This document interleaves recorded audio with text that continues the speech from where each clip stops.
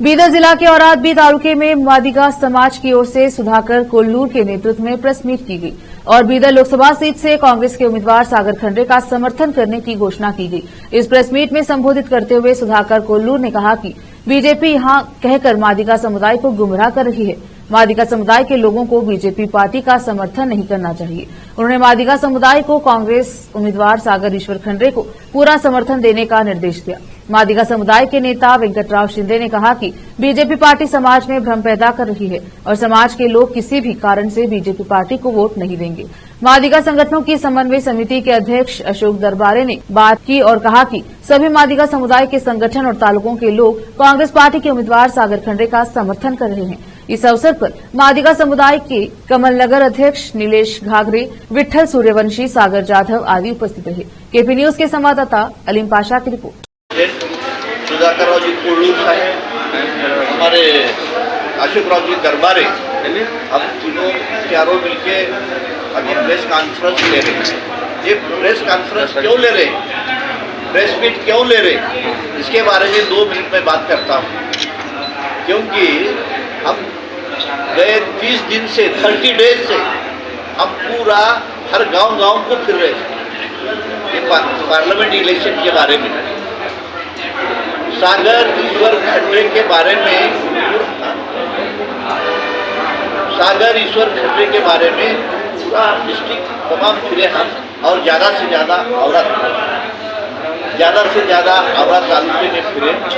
तो माहौल तो बहुत बढ़िया माहौल है और तमाम मादिगा कम्युनिटी के ये वरिष्ठ नेता है, हम 4 लोग, तो इनके ओर से मैं आपको रिक्वेस्ट करता हूँ, विनती करता हूँ और हर लोगों के पास हम जाते आए और लोगों को कन्विंस करें कि इस बार पार्लियामेंट का इलेक्शन जो गली बोर्ड का इलेक्शन नहीं है, ये देश का भविष्य बनाने का ये इलेक्शन जहाँ कानून कायदे तैयार होते हैं।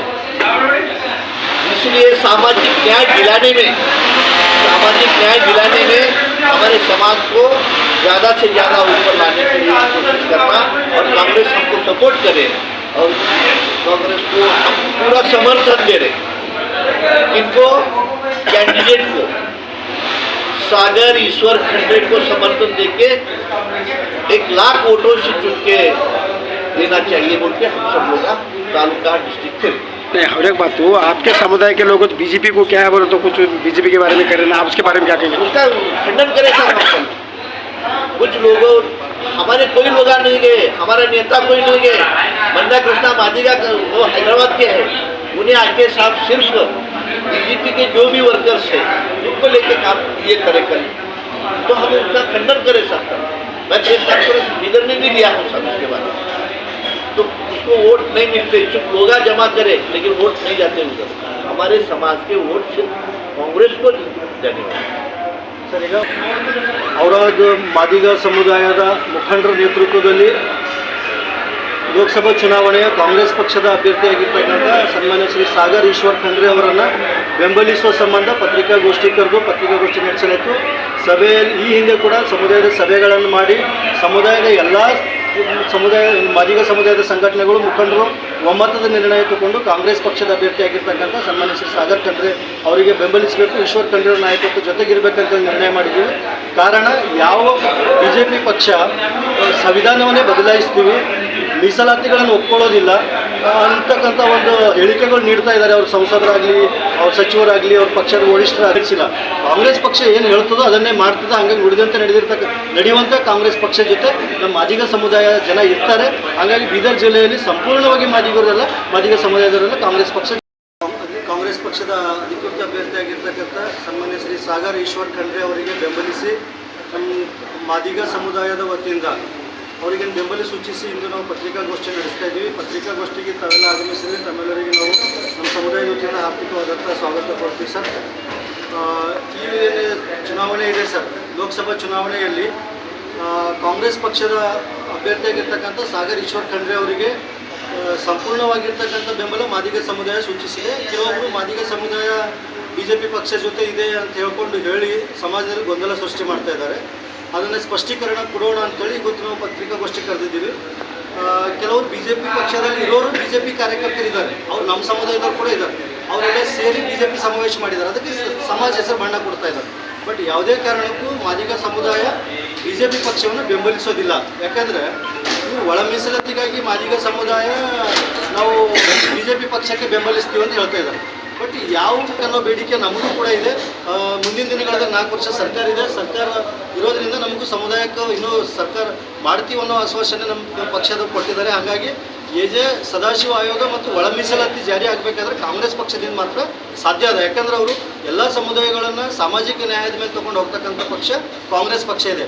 ಹಾಗಾಗಿ ನಾವೆಲ್ಲರೂ ಸಂಪೂರ್ಣವಾಗಿ ಬೀದರ್ ಜಿಲ್ಲೆಯಲ್ಲಿ ಇರ್ತಕ್ಕಂಥ ಮಾದಿಗ ಸಮುದಾಯದವರು ಮಾನ್ಯ ಈಶ್ವರ್ ಜಿ ಖಂಡ್ರೆ ಅವರ ನಾಯಕತ್ವವನ್ನು ಒಪ್ಪಿಕೊಂಡು ಕಾಂಗ್ರೆಸ್ ಪಕ್ಷದ ಅಭ್ಯರ್ಥಿಯಾಗಿರ್ತಕ್ಕಂಥ ಸನ್ಮಾನ್ಯ ಶ್ರೀ ಸಾಗರ್ ಈಶ್ವರ್ ಖಂಡ್ರೆ ಅವರಿಗೆ ಲೋಕಸಭಾ ಚುನಾವಣೆಯಲ್ಲಿ ಸಂಪೂರ್ಣ ಬೆಂಬಲ ಸೂಚಿಸಿದೆ ಸರ್. ಈಗಾಗಲೇ ಲೋಕಸಭೆಯ ಚುನಾವಣೆಯ ಪ್ರಯುಕ್ತವಾಗಿ ಔರಾದ್ ತಾಲೂಕಿನ ಎಲ್ಲ ನಮ್ಮ ಮಾದಿಗ ಸಮಾಜದ ಎಲ್ಲ ಸಂಘಟನೆಗಳ ಒಕ್ಕೂಟದ ವತಿಯಿಂದ ನಾವು ಕಾಂಗ್ರೆಸ್ ಪಕ್ಷಕ್ಕೆ ಸಂಪೂರ್ಣವಾಗಿ ನಾವು ಬೆಂಬಲವನ್ನು ಸೂಚಿಸ್ತಾ ಇದ್ದೀವಿ. ಈಗಾಗಲೇ ನಾವು ಕಮಲ್ನಗರ ತಾಲೂಕು ಮತ್ತು ಔರಾದ್ ತಾಲೂಕಿನಲ್ಲಿ ಮಾದಿಗ ಸಮಾಜದ ಕಾರ್ಯಕರ್ತರ ಜೊತೆ ನಾವು ಚರ್ಚೆ ಮಾಡಿದ್ದೀವಿ. ಎಲ್ಲರೂ ಈ ಸಿದ್ದರಾಮಯ್ಯ ಮಾನ್ಯ ಮುಖ್ಯಮಂತ್ರಿಗಳು ಸಿದ್ದರಾಮಯ್ಯ ಅವರ ಸರ್ಕಾರದ ಒಂದು ವತಿಯಿಂದ ಕೊಟ್ಟಂಥ ಎಲ್ಲ ಗ್ಯಾರಂಟಿಗಳು ನಮ್ಮ ಸಮಾಜಕ್ಕೆ ಮುಕ್ತ ಇದೆ. ಎಲ್ಲ ಮಹಿಳೆಯರು ಭಾಳ ಖುಷಿಯಾಗಿದ್ದಾರೆ. ಮಧ್ಯದಲ್ಲಿ ಬೇರೆ ಬೇರೆ ಜನ ಬಂದು ನಮ್ಮ ಸಮಾಜಕ್ಕೆ ಡಿಸ್ಟರ್ಬ್ ಮಾಡ್ತಕ್ಕಂಥ ಕೆಲಸ ಮಾಡ್ತಾ ಇದ್ದಾರೆ. ಅದಕ್ಕಾಗಿ ನಾನು ಅಪೀಲ್ ಮಾಡ್ತೀನಿ, ನಮ್ಮ ಸಮಾಜಕ್ಕೆ ಔರಾದ್ ತಾಲೂಕಿನ ಮಾದಿಗ ಸಮಾಜದ ಎಲ್ಲ ಜನರಿಗೆ ಅಪೀಲ್ ಮಾಡ್ತೀನಿ, ದಯಮಾಡಿ ತಾವೆಲ್ಲರೂ ಕಾಂಗ್ರೆಸ್ ಪಕ್ಷಕ್ಕೆ ನೀವು ಮತ ಕೊಡಿ. ಆಮೇಲೆ